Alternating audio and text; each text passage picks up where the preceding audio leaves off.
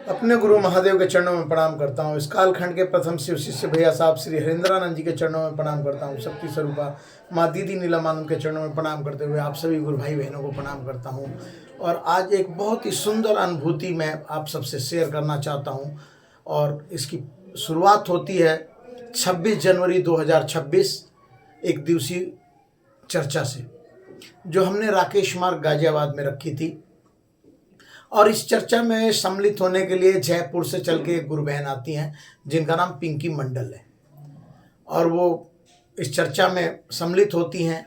और यहाँ का हाव भाव, यहाँ के गुरु भाई बहनों का प्रेम देख के उनका मन बहुत ही गुरु के प्रति आकर्षित होता है। और चर्चा विराम होने के बाद 26 जनवरी की चर्चा जब विराम होती है, शाम को उनको वापस जयपुर जाना होता है। तो फिर जाते जाते वो एक वचन ले जाती हैं हम सभी गुरु भाई बहनों से कि मैं अपने यहाँ इसी तरह की विस्तृत चर्चा करना चाहती हूँ और आप सभी गुरु भाई बहनों को आना अनिवार्य है। और हम सभी गुरु भाई बहन उनके प्रेम में आके, उनकी भावनाओं में आके हमने हाँ कर दिया कि हम बिल्कुल आते हैं। वो पहुंचती हैं जयपुर, और फिर वहाँ से फ़ोन आता है गाजियाबाद। उनकी एक बहन भी रहती हैं, अपनी बहन से वो कहती हैं कि मेरे यहाँ पे कब चर्चा रखवा रही हो। और फिर हमने डिसाइड किया, सारे गुरु भाई बहनों ने मिलके हमने 8 मार्च 2026 का दिन रख दिया गुरु चर्चा का जयपुर में। और 1 महीना यानी फरवरी से ही हम लोग तैयारी में लग गए कि कौन कौन से गुरु भाई बहन जाएंगे, कौन कौन से गुरु भाई बहन नहीं जा पाएंगे। फिर 15-20 लोगों की टीम तैयार होती है, 20 गुरु भाई बहनों की टीम तैयार होती है जयपुर जाने के लिए कि हम लोग जाएंगे गुरु चर्चा में और वहाँ गुरु बहन के हम लोग चर्चा करके आएंगे। 7 तारीख यानी 7 मार्च जब दिन आता है, तब तक 2-4-5 गुरु भाई बहन मना कर देते हैं कि हम नहीं जा पाएंगे। अब जहाँ पे 20-22 लोगों की टीम निर्धारित की गई होती है गुरु चर्चा में जाने के लिए जयपुर, वहाँ पे मात्र 15 आदमी बचते हैं। फिर भी होता है कि चलो 15 गुरु भाई बहन हैं, मिलके हम लोग चलेंगे। 15 गुरु भाई बहन मिलके हम 8 यानी 7 मार्च की रात को हम 9 बजे यहाँ से निकल जाते हैं जयपुर के लिए। हम 2-2:30 बजे करीब पहुँच जाते हैं जयपुर में। थोड़ी देर विश्राम करते हैं, विश्राम करने के उपरांत सुबह हम लोग सब लोग नाश्ता वास्ता नहाते धोते हैं अपना करने के बाद 11:30 बजे चर्चा का समय रखा जाता है कि 11:30 बजे चर्चा प्रारंभ करी जाएगी और 4 बजे हम चर्चा को विराम देंगे। और फिर हम लोग 5 से 6 बजे के बीच वापस हम गाजियाबाद लौटेंगे। 11:30 बजे चर्चा प्रारंभ होती है। वो जो गुरु बहन है उनका नाम पिंकी मंडल है, मैं आपको बता देना चाहता हूँ।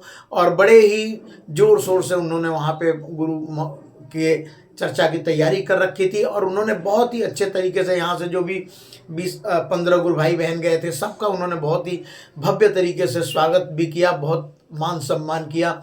और फिर 11:30 बजता है, चर्चा प्रारंभ होती है, सभी गुरु भाई बहन बैठ जाते हैं। हम लोग 15 गुरु भाई बहन यहाँ गाजियाबाद से गए होते हैं और उनके यहाँ से जो भी उन्होंने चर्चा के लिए संदेश भेजा था, कोई गुरु भाई बहन वहाँ पे आता नहीं है।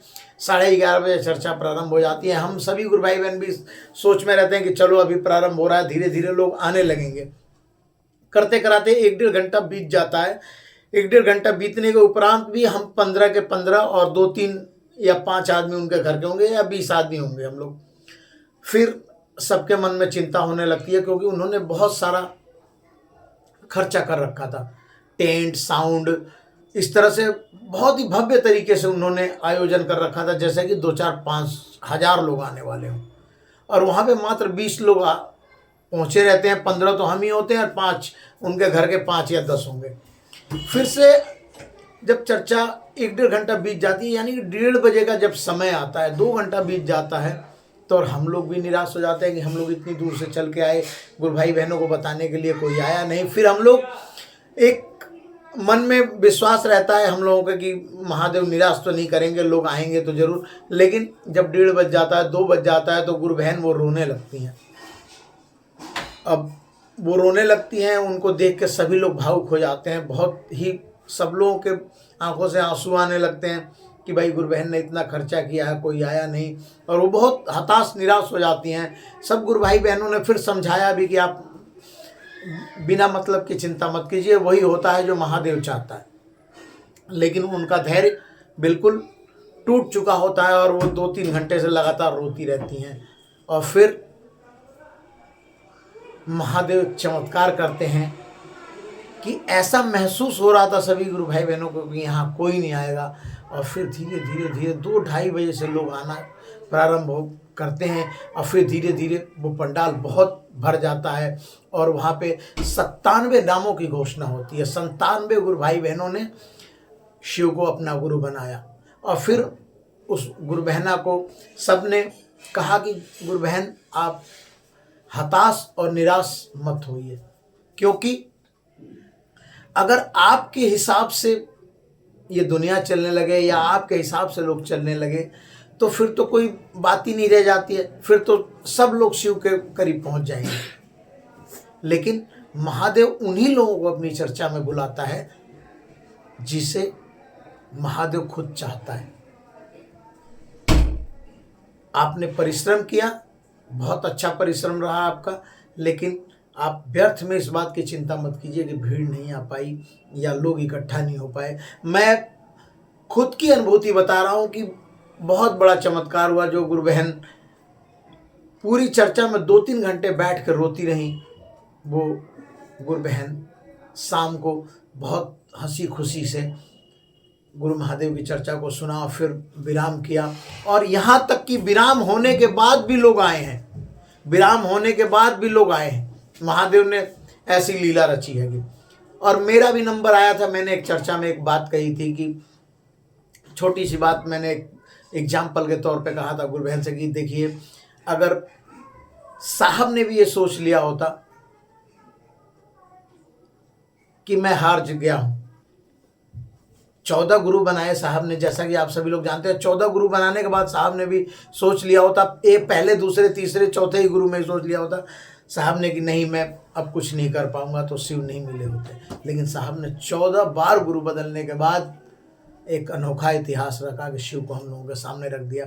और नई जगह थी, नए लोगों के बीच हम लोग गए थे, वहाँ थोड़ा सा लोगों का जुड़ाव कम था। लेकिन जाने के उपरांत जब हम लौटने लगे तो हमें अत्यंत हमारा मन हर्षित हुआ कि गुरु बहन के प्रयास से इस जयपुर में भी 97 गुरु भाई बहनों ने जो शिव